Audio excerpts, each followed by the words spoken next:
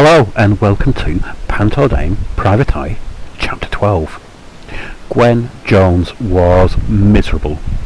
Totally. You'd think that 3 days off in the middle of term would be a good thing. Time away from the kids and that smartboard that fizzed at her every time she touched it. Time away from playground duty and after-school parent-teacher meetings. Time away from the stack of marking that never got any smaller. It turned out that being suspended wasn't actually all that much fun, even with the time away from school. She saw parents at every street corner in the village, at the paper shop and in the cafe, grandparents at the bus stop and at the libraries, aunts and uncles at the cake shop. None of them said anything. They didn't have to. She was the only one who'd lost an entire class. It was her fault. Oh. And it was raining. No change there as far as Saddleworth was concerned. Some areas of rainforest have rather less waterfall on them in a year than Saddleworth does in a week. That was okay normally, but when the choice is between watching daytime telly and taking a cold walk in the rain, damp feet were going to win every time. Gwen was patrolling the area just outside the school exclusion zone, marked by police tape and weather-beaten journalists.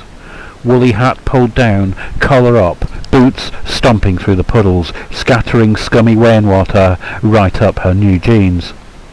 She didn't care. She was going to find those kids if it took her a week, a month, the rest of her days. A TV camera swiveled over to where she was walking. Gwen pulled her scarf up so it covered even more of her face and carried on walking through the rain. She didn't even notice when she bumped into Miss Cups and sent her sprawling on the muddy pavement. "Mind where you're going!" "Sorry." "Is that you, Gwen?" "Yes, oh, sorry, Miss Cups, I really am. Can I help you up?" "Thanks.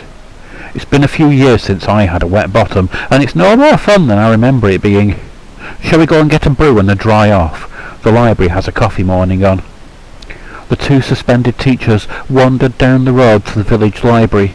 3 cups of coffee and a custard cream later, and they were both feeling a lot more human and a lot drier.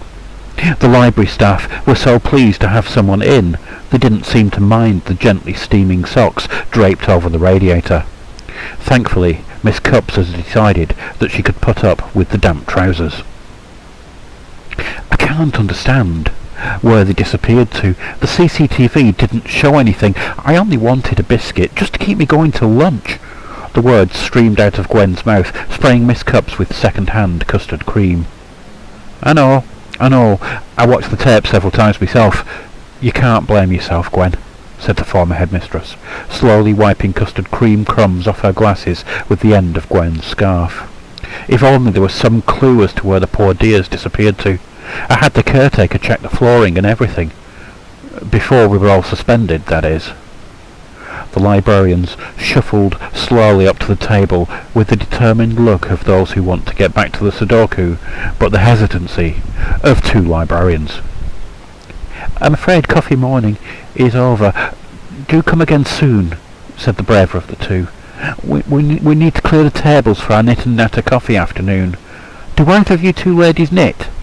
"No," said Miss Cups firmly. "It's time to go.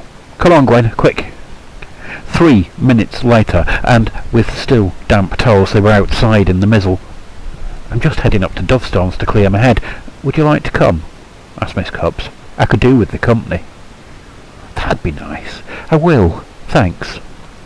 The path wound up towards the giant reservoir just outside the village. The rainwater raced down the little mini hills faster than the 2 teachers wandered up it, squelching slightly with each step as their damp socks squelched inside their Wellingtons and wedged themselves into the gap between their toes with every step. "What can we do?" asked Gwen again. "We keep looking," came the answer, but it wasn't spoken by Miss Cups. The answer came from somewhere else, somewhere they couldn't see, and it didn't sound entirely human.